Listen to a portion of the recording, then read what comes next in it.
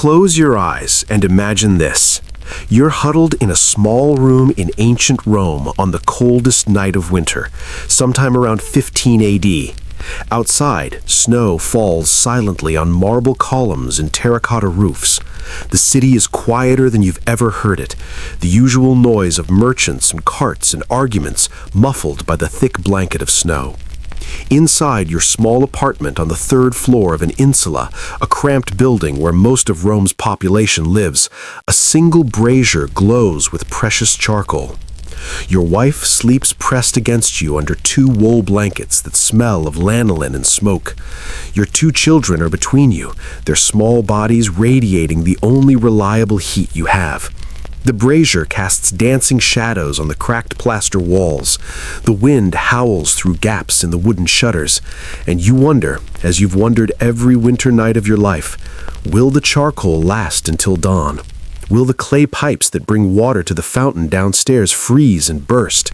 Will morning find you still warm, still breathing, still alive? Because in ancient Rome, winter wasn't just uncomfortable, it was genuinely dangerous. And tonight, I'm going to tell you the true story of how Romans survived it. Not the emperors in their heated palaces with hypocaust systems and endless fuel, but ordinary people who fought the cold with ingenuity, with community, and sometimes with desperate choices that modern people would find shocking. Before you settle in completely, take a quiet moment to like this video and subscribe. It helps this channel continue bringing calm stories from the past into your nights. And as you get comfortable, leave a comment telling me where you're listening from and what time it is there right now, and whether you're warm enough, or whether, like the Romans I'm about to tell you about, you're fighting your own small battle against the cold tonight. Then lower the lights, relax your shoulders, and stay here with me a moment longer as the story slowly begins. This is the story of winter in ancient Rome. But it's three stories, really, woven together like the wool threads in those Roman blankets.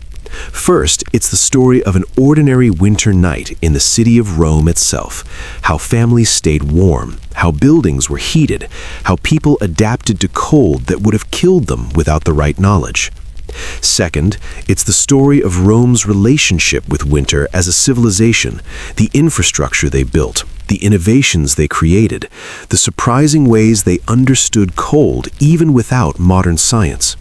And third, it's the story of one catastrophic winter night in 9 AD, when winter itself became Rome's enemy, when 3 entire legions, 20,000 men, marched into a frozen German forest called Teutoburg and never marched out. That disaster changed how Rome thought about winter, about northern warfare, about the limits of their power. But we're not starting there. We're starting somewhere quieter, somewhere more intimate. We're starting in that small apartment with that family huddled around their brazier, because before we can understand how Rome's legions froze to death in Germania, we need to understand how ordinary Romans survived ordinary winters. We need to understand what warmth meant to them and what they were willing to do to get it. Over the next 45 minutes, you're going to learn things that will change how you think about both ancient Rome and your own relationship with warmth.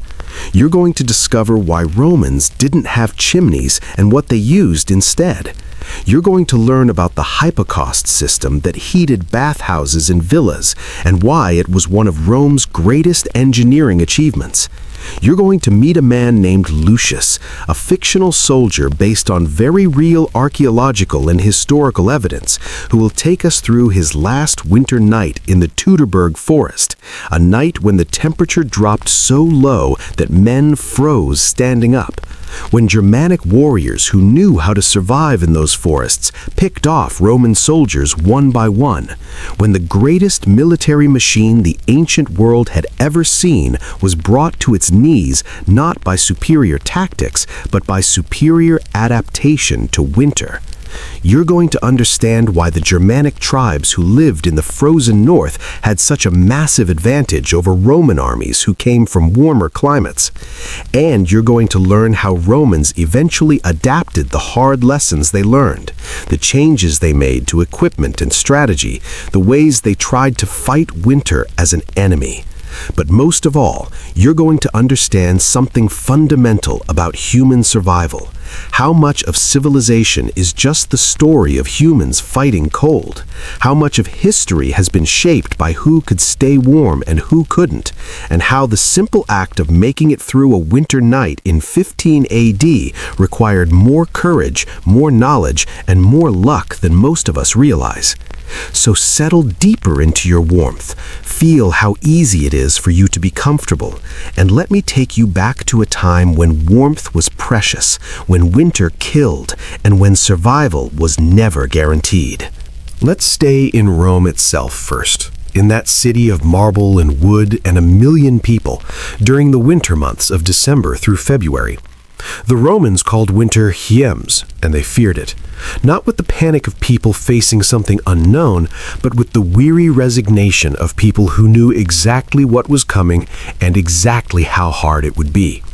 Because Roman winters, especially in the 1st century AD when our story takes place, were colder than you might expect. Modern climate studies of ancient Rome suggest winter temperatures regularly dropped below freezing at night. Snow wasn't uncommon.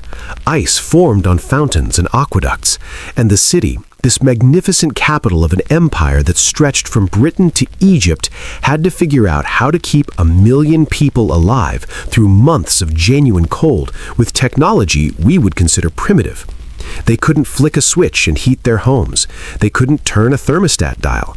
They had fire and stone and clay and wool and human ingenuity sharpened by thousands of years of trial and error, and it was just barely enough.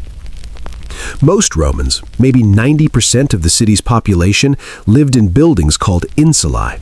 These were ancient apartment buildings, sometimes 6 or 7 stories tall, made of brick and wood and concrete, built quickly and cheaply to house the masses. If you lived in an insula, you probably rented a small room or maybe 2 rooms on an upper floor. The higher up you lived, the cheaper the rent, but also the colder it got because heat rises, and the best heat never made it past the 1st floor. Your walls were thin, your windows were just openings covered with wooden shutters, maybe oiled cloth or animal bladders if you could afford them, but definitely not glass. Glass windows were a luxury for the very rich. The wind came through gaps in the shutters, rain leaked through the roof, and in winter your small apartment became a desperate little fortress against the cold, where your family would huddle together and pray that your fuel lasted and your children didn't freeze. Your primary source of heat was a brazier, a metal or clay bowl filled with burning charcoal. That's it. That's your heater. One brazier for your entire apartment, which might be 200 square feet if you were lucky, 100 square feet if you weren't. You couldn't burn wood inside because the smoke would choke your insulae if you didn't have chimneys. Charcoal produces less smoke, so you could burn it indoors if you kept a window or gap in the shutters open for ventilation, which of course let the cold in, which defeated the purpose of having heat in the first place. So you made choices. You balanced breathable air against warmth. You rationed your charcoal because it was expensive. A significant portion of a laborer's daily wage went to buying fuel for winter. You positioned your brazier carefully, away from anything flammable, because insulae were notorious fire hazards. Roman historians recorded that these buildings burned down regularly, sometimes taking entire city blocks with them, often because someone's brazier tipped over in the night, or because desperate people tried to burn wood inside and the smoke or sparks ignited the wooden ceilings and floors. At night, your family slept together, not for comfort or intimacy, though maybe that too, but primarily for heat. Body heat was a resource you conserved. Parents and children piled onto one mattress stuffed with straw or wool, covered with heavy wool blankets that still smelled like the sheep they came from. You wore your clothes to bed, tunics, possibly a cloak as an extra blanket. You might stuff straw or rags around the edges of shutters to block drafts. If you had animals, and many people kept chickens or goat even in city apartments, you brought them inside. Animals produce warmth. In the coldest nights, a goat in your room might be the difference between sleeping and freezing. And you told stories. You talked. You stayed awake in shifts if it was cold enough, making sure the brazier didn't go out, making sure the children were still breathing, making sure everyone made it to dawn. Winter nights were long. The sun set early. You couldn't afford lamp oil for the whole night, so you sat in darkness, relieved only by the glow of the charcoal, and you waited for morning, and you were grateful when it came. Food keeps you warm from inside. Romans understood this instinctively, even without modern understanding of thermogenesis. In winter, you ate more if you could afford it, more grain porridge, more protein if you had money for salted fish or cheap cuts of meat, more oil. You drank hot wine mixed with water, sometimes with spices if you could get them, because hot liquids warmed you faster than cold. But fuel for cooking and heating was a constant worry. Charcoal came from forests outside the city, was transported in by cart, was sold in markets at prices that fluctuated based on supply and weather. When winter storms blocked roads, when snow made transport impossible, the price of charcoal spiked. And if you were poor, if you were a laborer earning just enough to feed your family, that spike could mean choosing between eating and staying warm. Some families burned furniture, some burned anything that would combust, some didn't make it through winter at all. The death rate in Rome spiked during winter months. Ancient records don't give us exact numbers, but tombstone inscriptions cluster in winter months, particularly among the very young and very old, the people whose bodies couldn't generate or retain enough heat to survive the cold. But not everyone lived this way. If you were wealthy, if you were an aristocrat, a successful merchant, a senator, you might live in a domus, a private house with actual heating technology that seems almost science fiction compared to braziers. The Romans invented a heating system called a hypocaust, and it was brilliant. Here's how it worked. Under the floor of your house, workers would build a space supported by short pillars, basically a crawl space under every room. Then they'd build a furnace in the basement or outside, and that furnace would burn wood or charcoal constantly, attended by slaves whose job was to keep it fed. The hot air and smoke from the furnace would flow through the crawl space under your floors, heating the floor tiles from below. The smoke would then rise through hollow channels built into your walls and exit through vents in a roof. So you'd have radiant floor heating, warm walls, and no smoke inside your living space. It was magnificent. It was expensive, and it required constant fuel and constant labor, which meant only the wealthy could afford it. But if you had it, you could walk barefoot on warm floors in the middle of winter. You could sleep in a room where the walls themselves radiated heat. You were insulated from winter in a way that ordinary Romans could only dream about. The one place where ordinary Romans could experience real, luxurious warmth was the public bathhouses. These massive complexes were scattered throughout the city, and they used hypocaust systems to heat enormous pools of water and warm the rooms. You'd pay a small fee, sometimes just a few coins, and you could spend hours in rooms heated to different temperatures. The caldarium, hot room, the tepidarium, warm room, the frigidarium, cold room, which you'd use briefly for health benefits. You could soak in hot water. You could sit in heated rooms where the floors were almost too hot to stand on barefoot. You could escape winter for an afternoon. The bathhouses were social centers, places where rich and poor mingled, where business was conducted and gossip was exchanged. But in winter, they were also survival infrastructure. They were places where people who couldn't afford to heat their homes could come to get genuinely warm, to thaw frozen fingers and toes, to heat their bodies enough to make it through another cold night. The emperors knew this. They subsidized bathhouse construction and maintenance because warm citizens were less likely to riot, less likely to die in their apartments, less likely to become political problems. Romans fought cold with layers. Wealthy Romans wore togas, those elaborate draped garments you see in movies. But in winter, everyone wore pennuli, heavy wool cloaks that were basically wearable blankets with hoods. Under that, you'd wear a tunic, possibly two tunics, possibly a tunic with sleeves, which was considered somewhat barbaric. Romans associated sleeves with northern tribes. You'd wrap your legs with fasciae, wool strips like primitive leg warmers. You'd wear leather shoes stuffed with wool or fur if you could get it. Wool was everything. It was the primary insulation material. Romans raised sheep specifically for winter wool, bred them for the thickest, warmest fleeces. They understood that wool retained warmth even when wet, a crucial property in a world where you couldn't always stay dry. Women spent enormous amounts of time spinning and weaving wool into cloth because every garment meant the difference between comfort and cold, between surviving winter and becoming one more winter death statistic. Winter was hardest on the very young and very old. Babies born in winter months had lower survival rates. They couldn't regulate their body temperature yet, and if their family couldn't keep the brazier burning or afford enough fuel, they simply froze in their sleep. The elderly, weakened by age, their bodies less able to shiver and generate heat, also died in disproportionate numbers. Roman families knew this.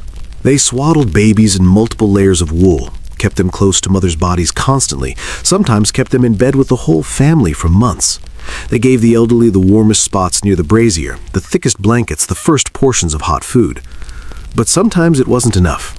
Sometimes you'd wake in the morning and the baby or the grandmother had gone cold in the night, and you'd add another name to the tombstones that clustered in winter months, and you'd carry on because winter wasn't over yet, and you still had to survive it. So this was winter in Rome itself, a daily battle fought with charcoal and wool and body heat, where the wealthy were warm and the poor survived by luck and stubbornness. But Rome was an empire, not just a city. Roman soldiers marched through territories far colder than Rome, through mountains and forests where winter was more brutal, more deadly, more alien to Mediterranean men who'd grown up in sunshine. And this is where our story takes a darker turn.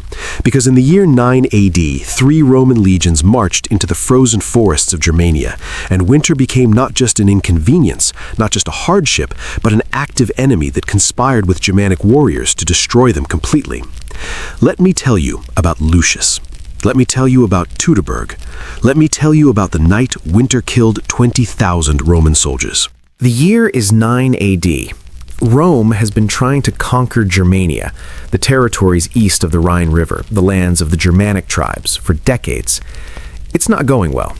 Germania isn't like Gaul or Britain or Spain. It's not like the Mediterranean territories where Rome cut its teeth. Germania is endless forests, so dense that sunlight barely reaches the ground. It's swamps that swallow entire baggage trains. It's rivers that flood unpredictably. And most importantly, it's genuinely cold, brutally cold in a way that Italian and Greek and North African soldiers have never experienced. Germanic winters bring snow that lasts for months, ice that forms on rivers thick enough to march armies across, temperatures that drop so low that men lose fingers and toes to frostbite without even realizing it's happening until they try to move and the frozen flesh cracks. The Germanic tribes who live here, the Cherusci, the Marsi, the Bructeri, dozens of others, are adapted to this. They've lived in this cold for generations. They know how to dress for it, how to move through frozen forests, how to fight in snow and ice. They're not technologically advanced like Romans. They don't have hypocausts or bathhouses or organized supply chains, but they have something more valuable. They belong to the winter. They know it intimately, and they know how to use it as a weapon. Roman legions in 9 AD are the most sophisticated military force the ancient world has ever seen. They're professional soldiers, trained and disciplined and equipped with the best weapons and armor Rome can provide. But they're built for a different kind of war.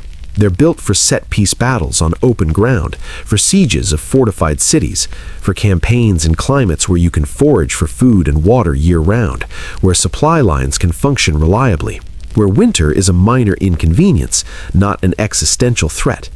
The standard Roman soldier wears a lorica segmentata, that iconic segmented metal armor that covers the torso, or chainmail if he's in an auxiliary unit.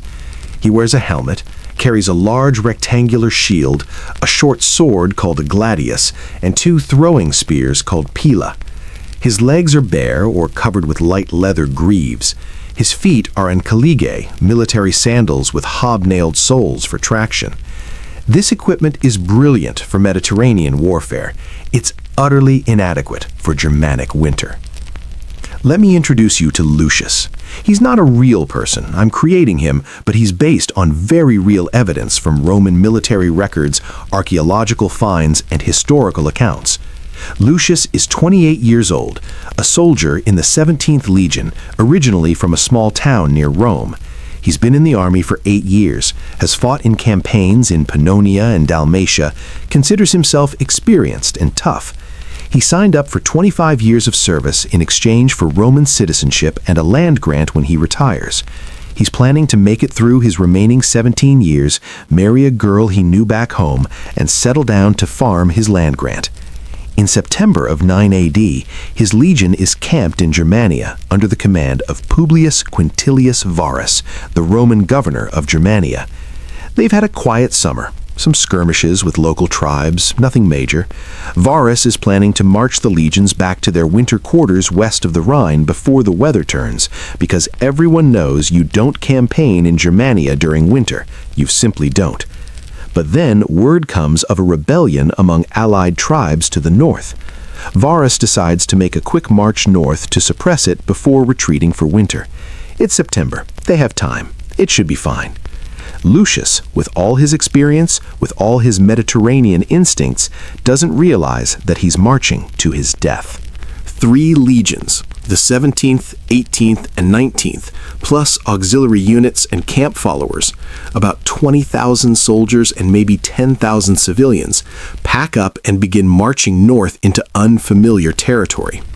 Their guide is Arminius, a Germanic chieftain who supposedly is a loyal Roman ally. He knows the forests. He knows the tribes. He's leading them to the rebellion. Except there is no rebellion. Arminius is leading them into a trap, and the trap is the Teutoburg Forest, and the trap is about to be sprung. As they march deeper into the forest, the weather changes. September in Germania can shift from summer to winter in days. The temperature drops. Rain begins. Cold, penetrating rain that soaks through wool and leather, that turns the forest paths into mud, that makes everything heavy and wet and miserable. Lucius and his fellow soldiers slog through the mud in their caligae, their bare legs splashed with freezing water, their hands numb on their spears, their spirits sinking as the forest closes in around them. The column stretches for miles because the paths are narrow, because they have supply wagons and pack animals and families following the army. They're vulnerable. They're cold. They're beginning to realize something is wrong. On the second day of the march, Germanic warriors attack. They don't charge in massive formations like civilized armies are supposed to. They appear from the trees, throw spears, kill a few Romans, and vanish back into the forest before anyone can respond. Then they appear somewhere else, attack, vanish. It's guerrilla warfare, and Romans have no experience with it, no tactics for it. Varus tries to maintain order, tries to keep the column moving, but it's impossible. The path is too narrow, the wagons get stuck in mud, men slip and fall, and the Germanic attacks keep coming. By nightfall, hundreds of Romans are dead, and the legion hasn't even fought a proper battle. They make camp that night in the forest clearing, trying to build their standard fortified camp, but the ground is too wet, the rain won't stop, and everyone is soaked through. Lucius tries to start a fire. His hands are shaking from cold. The wood is wet. Everything is wet. Some men manage to get fires going eventually, but the flames are weak and smoky and do almost nothing against the cold. They eat cold rations because hot food is impossible. They huddle together under wet leather tents, and Lucius realizes with growing horror that he's colder than he's ever been in his life, and the night is just beginning, and winter hasn't even started yet. The next morning, some men don't wake up. Hypothermia. They were wet, they were exhausted, they were huddled under inadequate shelter, and their body temperature dropped in the night and never came back up. Lucius sees men being dragged from tents, their skin pale and waxy, their lips blue. No wounds, just cold. And the march continues because they have no choice, but staying in the forest means dying.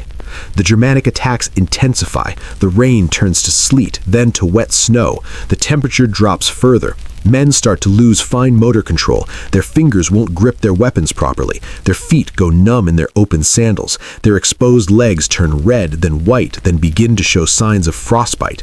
The column slows to a crawl. Wagons are abandoned. Non-essential equipment is left behind. Families, the wives and children who followed the legions, begin to die. Cold, exhaustion, Germanic spears. The trail behind them becomes littered with bodies. Lucius's friend, Marcus, who joined up the same year he did, gets hit by a Germanic spear in the thigh. Not a fatal wound under normal circumstances, but Marcus is hypothermic. His body is already shutting down, and the wound is just one more insult his system can't handle. He dies within an hour, shaking so hard his teeth crack, begging for warmth that doesn't come. The Germanic warriors attacking them are fighting in the same weather, the same cold, the same wet snow. But they're not dying. Why? Because they know this environment. They're dressed for thick wool clothing, fur-lined cloaks, and proper boots that keep their feet dry. They know how to move through frozen forests without exhausting themselves.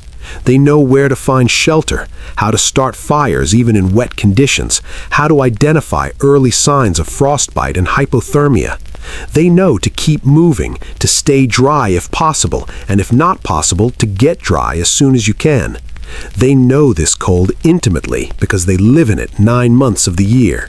And they know something the Romans don't, that winter is the greatest ally any defender ever had. Let the enemy march into your frozen territory. Let the cold weaken them. Let hypothermia and frostbite do half your killing. Then attack when they're too numb to fight back properly. It's a brilliant strategy, and it's working perfectly. By the third night, Roman discipline is collapsing. Men are deserting, trying to escape the forest individually or in small groups, all of them dying because they don't know the terrain and the Germanic warriors hunt them down.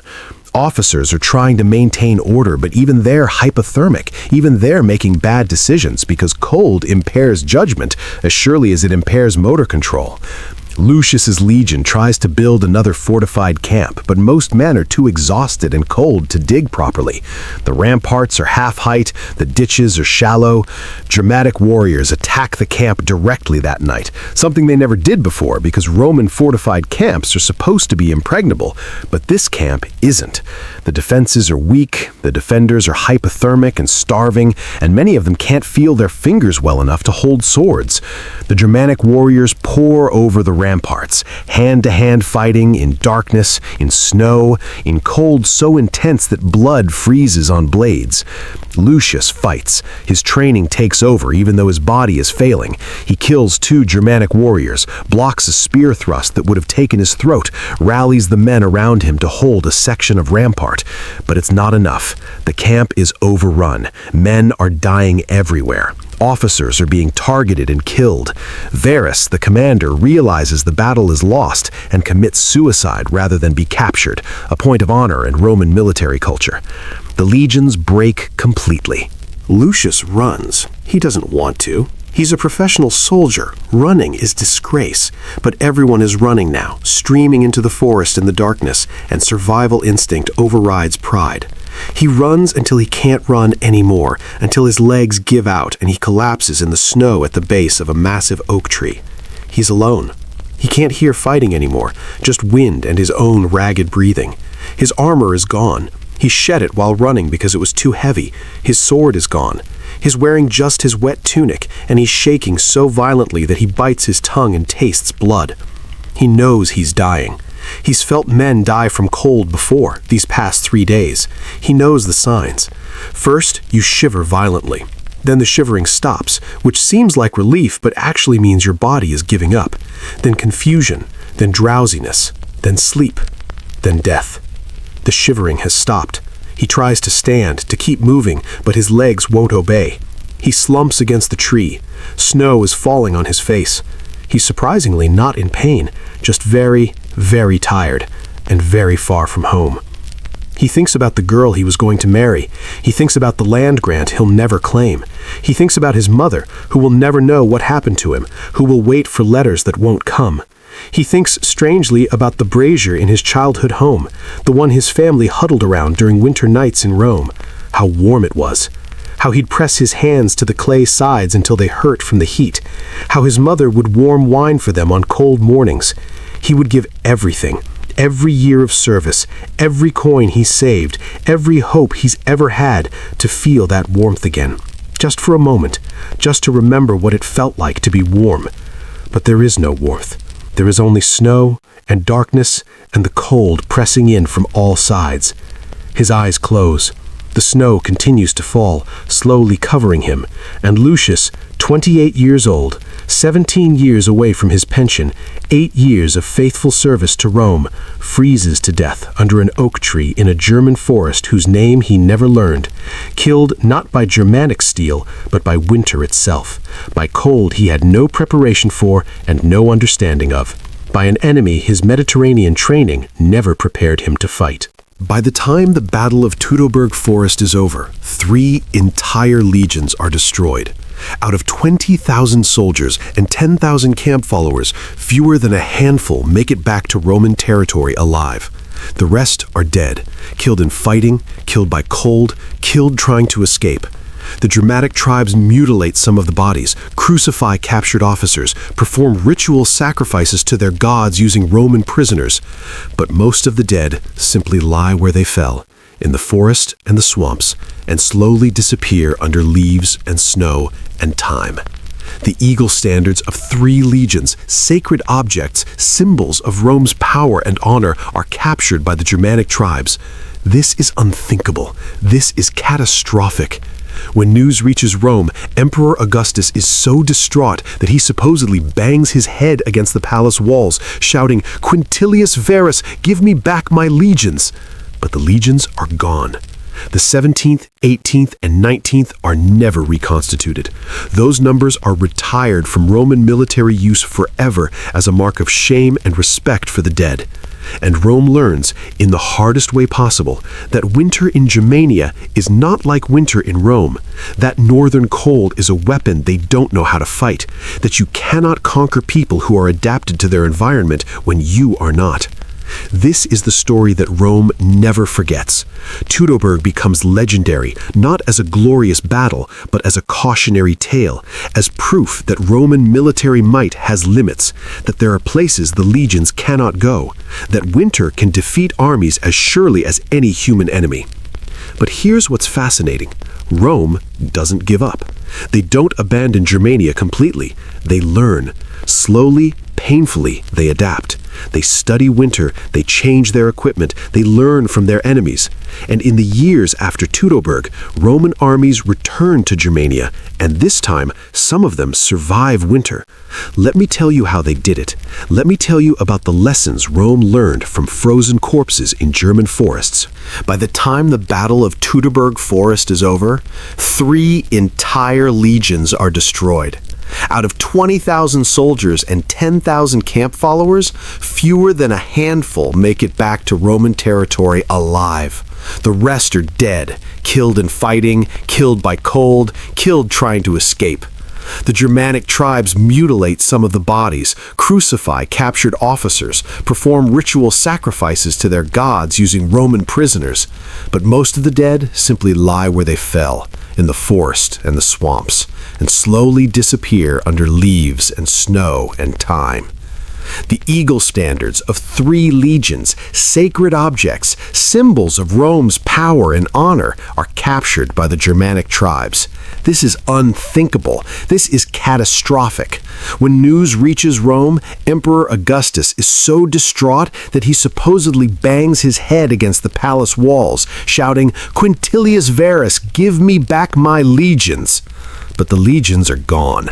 The 17th, 18th, and 19th are never reconstituted. Those numbers are retired from Roman military use forever as a mark of shame and respect for the dead. And Rome learns, in the hardest way possible, that winter in Germania is not like winter in Rome. That northern cold is a weapon they don't know how to fight. That you cannot conquer people who are adapted to their environment when you are not. This is the story that Rome never forgets. Teutoburg becomes legendary, not as a glorious battle, but as a cautionary tale, as proof that Roman military might has limits, that there are places the legions cannot go, that winter can defeat armies as surely as any human enemy. But here's what's fascinating. Rome doesn't give up. They don't abandon Germania completely. They learn. Slowly, painfully, they adapt. They study winter. They change their equipment. They learn from their enemies. And in the years after Teutoburg, Roman armies return to Germania, and this time, some of them survive winter. Let me tell you how they did it. Let me tell you about the lessons Rome learned from frozen corpses in German forests. In the years immediately after Teutoburg, Rome sends punitive expeditions into Germania. But now, they're careful. They don't march in autumn, they don't trust Germanic guides, and most importantly, they start preparing for cold. The general Germanicus, leading campaigns in 14 to 16 AD, equips his legions differently. Soldiers are issued warmer clothing, longer tunics with actual sleeves. Yes, Rome finally accepts that sleeves are practical in cold climates. Thicker wool cloaks, leather trousers that Germanic auxiliaries have been wearing, but that regular legions considered barbaric. Boots replace sandals, real boots with enclosed toes, sometimes lined with fur or stuffed with wool. Simple change, massive impact. Soldiers can march through snow without losing toes to frostbite. Their hands work better. Their morale is higher when they're not constantly freezing. Roman military doctrine changes to accommodate winter. Legions start building permanent winter camps, fortified bases where they can wait out the coldest months instead of campaigning year-round. These winter camps are engineering marvels. They're built near forests for fuel supply, near rivers for water, but high enough that spring floods won't destroy them. They have barracks buildings with actual roofs and walls, not just tents. Some winter camps even install small hypocaust systems in officers' quarters and bathhouses. Romans build bathhouses even in military camps because hot water is both hygiene and morale. Common soldiers don't get hypocausts, but they get communal braziers in barracks, shared body heat from sleeping many to a room, and most importantly, wood. Endless wood. Winter camps consume forests. Romans cut trees constantly, stockpile wood through autumn, burn it through winter without restraint because fuel is survival. Rome learns that you can't forage in winter, obviously, but they institutionalize this knowledge. Supply lines become more sophisticated, legions stockpile grain and preserved food before winter, salted meat, dried fish, beans, lentils, olive oil sealed in amphora jars. They calculate minimum caloric needs for men doing hard physical labor in cold weather, and add buffers for unexpected delays. They breed cattle and sheep that can survive northern winters, establish farms near permanent camps, teach local populations Roman agricultural techniques in exchange for steady food supply. It's not glamorous, it's not heroic, but it works. Soldiers in later Germanic campaigns don't starve. They don't freeze because they're too weak from hunger to generate body heat. They eat, they stay strong enough to fight, and they survive. Romans start copying Germanic winter gear. This is humiliating for a proud civilization that considers itself culturally superior, but it's pragmatic. Germanic warriors wear trousers and enclosed boots? Fine, Roman soldiers now wear bracci, trousers, and real winter boots. Germanic fighters use smaller, more maneuverable shields in forest warfare. Roman auxiliary units adopt similar shields. Germanic tribes know how to start fires with damp wood. Roman soldiers are taught these techniques. Captured Germanic warriors are interrogated not just for military intelligence, but for survival knowledge. What do you eat in winter? How do you keep warm during multi-day hunts? How do you recognize frostbite early? This knowledge is compiled, formalized, taught to new recruits. Rome's strength isn't just military discipline, it's the ability to learn from defeats, to adopt what works regardless of where it comes from, to improve systematically. Roman military doctors, the Medici, start understanding cold as a medical problem. They don't have modern understanding of thermodynamics or cellular damage from freezing, but they observe patterns. They note that wet soldiers die faster than dry ones, so keeping soldiers dry becomes a priority. They note that men with full stomachs survive cold better, so hot meals before winter marches become standard. They develop treatments for frostbite, gradual rewarming, not fast, which causes more damage, amputation of dead tissue, keeping affected areas clean to prevent infection. They create triage systems for winter casualties. Hypothermic soldiers are moved near fires, given hot drinks, wrapped in dry blankets, kept awake until body temperature stabilizes. These aren't sophisticated by modern standards, but they work well enough that survival rates improve dramatically. Legions campaigning in Germania in 20 AD lost fewer men to cold than legions in 9 AD, not because the weather is better, but because knowledge has improved. Rome learns, grudgingly, that some battles aren't worth fighting in winter. They don't abandon Germania, but they stop trying to conquer the deep forests. Instead, they focus on controlling the Rhine frontier, building a line of forts and permanent camps along the river, projecting power without overextending into territories where winter will kill them. They campaign in summer and autumn when conditions favor them, retreat to winter quarters when cold arrives, emerge again in spring. It's less glorious than constant conquest, but it's sustainable. And they learn to use Germanic auxiliaries, warriors from allied tribes who know winter warfare, who can operate in conditions that would kill Mediterranean soldiers. These auxiliaries become crucial parts of Roman military power in the north, and Rome learns to respect their knowledge, even if they'll never fully adopt their culture. Perhaps most importantly, Rome learns to fear and respect winter itself. It stops being just an inconvenience, just a time when campaigns pause. It becomes recognized as an active threat requiring preparation and respect. Military manuals start including sections on winter survival. Generals who lose men to cold face questions about their leadership. Did you stockpile enough fuel? Did you issue winter clothing? Did you build adequate shelter? Winter casualties become preventable rather than inevitable. This psychological shift matters. When soldiers know their leaders take winter seriously, when they see preparations being made, when they're equipped and fed and sheltered, morale improves. Men will march into cold if they believe someone has thought about their survival. They'll fight in snow if they're not already half dead from freezing. Rome's later Germanic campaigns are still brutal, still difficult, but they're no longer the unmitigated disasters that Teutoburg was, because the army has learned to treat winter as the enemy it always was. In the broadest sense, winter helps define the permanent borders of the Roman Empire. Rome conquers everywhere the Mediterranean climate extends, where winters are mild enough that soldiers can campaign year-round, where logistics work, where their standard equipment and tactics function. But they stop where winter becomes genuinely hostile. The northern limit of the empire roughly corresponds to the limit of territory where Roman soldiers can survive winter reliably. They hold Britain, barely, because British winters are wet but not catastrophically cold. They hold the Rhine, but not the deep Germanic forests. They hold the Danube, but not the endless frozen plains beyond.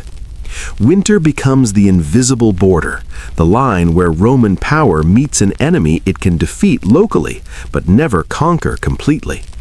The empire's shape is, in a real sense, carved by cold, by the limit of how far Mediterranean people can adapt to northern winter. So Rome survives winter. Not easily, not without enormous cost in lives and resources and pride, but they learn, they adapt, they become better at fighting an enemy that can't be defeated with swords. And this story, this long arc from the family huddled around a brazier in Rome to Lucius freezing in Teutoburg Forest, to the systematic adaptation that follows, is really the story of all human civilization. Because we are tropical animals, we humans. We evolved in African warmth, We're not built for winter.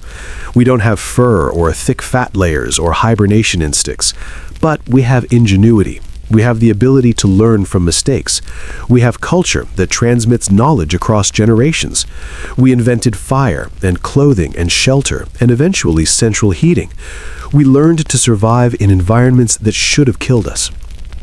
And every time you turn up your thermostat, every time you pull on a warm coat, every time you're grateful for hot coffee on a cold morning, you're participating in the same struggle that those Romans fought. You're just winning more easily. Let me bring us home with a final thought about warmth and winter and what it means to be human in the cold. Here at the end, let's come back to where we started. That family in Rome, huddled around their brazier on a winter night in 15 AD. Let's think about Lucius, dying in the snow, dreaming of his mother's warm wine. Let's think about all the humans across history who fought winter, who learned to survive it, who passed that knowledge forward so that eventually, thousands of years later, you could lie in bed warm and comfortable while I tell you this story. Because that's what this has all been about. Not just Roman history, not just military disasters, but the fundamental human struggle against an environment that doesn't care whether we live or die, and our stubborn, ingenious refusal to accept death as inevitable. We are not meant for winter, but we survive it anyway. We learn, we adapt, we build braziers and hypocausts and central heating systems. We weave wool and stitch furs and invent waterproof boots. We stockpile food and fuel. We huddle together for warmth because we understand instinctively that we're stronger together than alone. This is what makes us human, not our strength or our speed or our natural defenses, but our ability to look at an impossible problem. How do we survive months of freezing cold when our bodies aren't built for it, and solve it through knowledge and cooperation and passed down wisdom? You and I, right now, are more insulated from winter than any humans in history. We have thermostats and electric blankets and hot water on demand. We have grocery stores stocked year-round with food from around the world. We have weather forecasts that tell us exactly when the cold is coming. We don't worry about whether we have enough charcoal to make it through the night. We don't huddle together for body heat. We don't risk death from a cold just from sleeping in our own homes. This is extraordinary. This is luxury beyond anything those Romans could have imagined. But we've also lost something. The visceral understanding of how precious warmth is, how much human effort goes into creating and maintaining it, how lucky we are to have it so easily. When you flip a switch and heat flows into your room, you're not thinking about the power plants and fuel sources and infrastructure that makes that possible. When you turn on a hot shower, you're not thinking about the engineering marvel of water heaters and pipes. You don't have to think about it, and that's wonderful. That's progress. But occasionally, on the coldest nights, it's worth remembering, worth feeling grateful, worth thinking about the countless humans who froze so that eventually we wouldn't have to. If this story has a lesson, and I'm not sure all stories need lessons, but if this one does, it's this. We are adaptation machines. We are learning creatures. We survive by paying attention to our failures, by respecting our environment, by taking threats seriously even when they're not dramatic or immediate. Rome survived winter by learning from Teutoburg, by listening to what the cold was teaching them, by being humble enough to copy their enemies' solutions.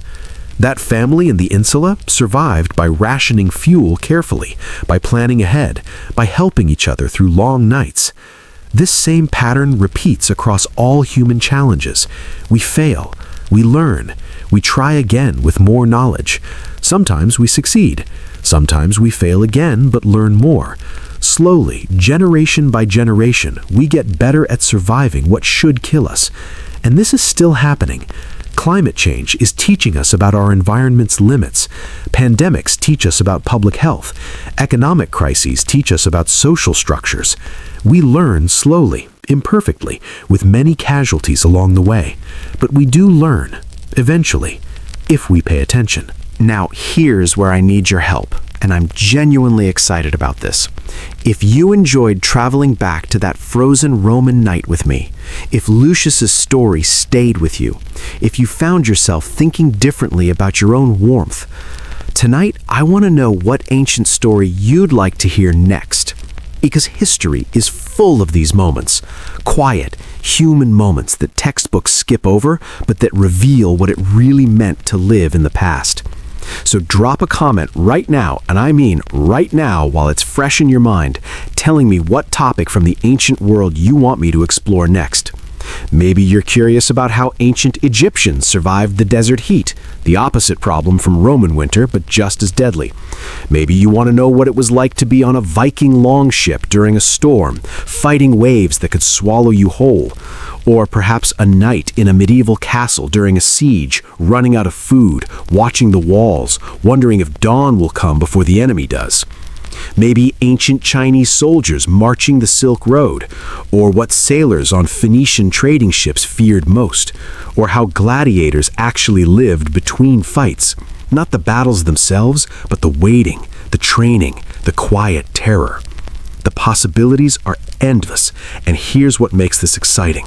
I'm going to read through every single comment, and I'm going to pick one randomly to turn into the next video. Your suggestion might be the one. Your curiosity might shape the next story. So don't just think about it. Actually write it down. Take 15 seconds right now. Scroll down, leave a comment with the historical topic or scenario that you'd love to fall asleep to. And here's a thought. Make it specific. Don't just say Vikings. Tell me what aspect interests you most. Is it navigation by stars? Is it what they ate on long voyages? Is it how they dealt with seasickness or storms, or the terror of sailing off the edge of the world as they knew it?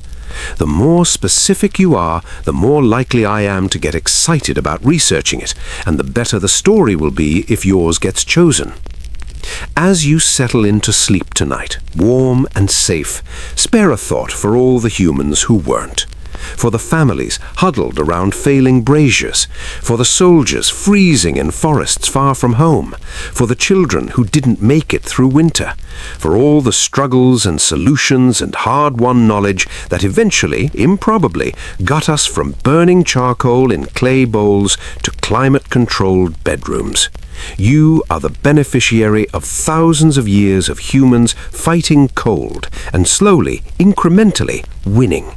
Your warmth was purchased with uncountable freezing nights, with trial and error and suffering and stubbornness. You're warm because someone long ago figured out charcoal burns cleaner than wood, because someone invented the Hypocaust, because someone taught their children how to weave warm wool, because knowledge accumulated and technology improved, and humans refused to accept that winter should kill us. So be warm, be comfortable, and be grateful. Not in a heavy, burdensome way, but lightly, peacefully, just a moment of recognition that you are living in unprecedented comfort, that you are luckier than almost every human who ever lived, that the cold that killed Lucius and threatened that Roman family is locked outside your door, defeated by engineering and knowledge and the accumulated wisdom of your species. Thank you for staying with me through this long winter night in ancient Rome. Thank you for meeting Lucius, for sitting with that family around their brazier, for thinking about survival and warmth and the long arc of human adaptation. If you enjoyed this journey, subscribe for more stories like it. Quiet histories, forgotten struggles, the small human moments that make the past feel real and close. For now, though, let it all go. The Romans are gone. Lucius is gone. The cold nights they fought are centuries past. You are here, now, warm and safe, and drifting toward sleep. Winter is locked outside.